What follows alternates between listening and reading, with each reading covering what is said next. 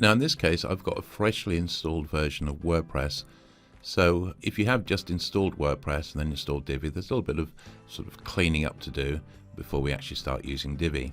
As you probably know, WordPress puts some sample posts and some sample pages and some sample plugins in there and a few other bits and bobs.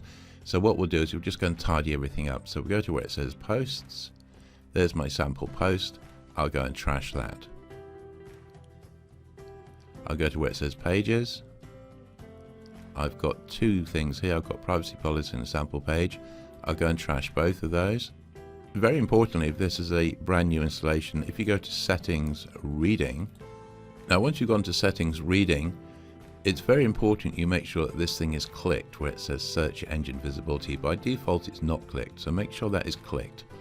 And what that does, it means that Google will not actually index your website until you're ready. So basically now you can go ahead and clean up the basic WordPress installation. You can create your Divi pages, you can create your website, upload all your pictures and all your bits and bobs, and only when you're actually finished and everything's perfect at that point, remember to come back and take this off like so, at which point Google can start indexing your site. So for the time being, I'll say no, discourage search engines from indexing this site, and I'll save my changes.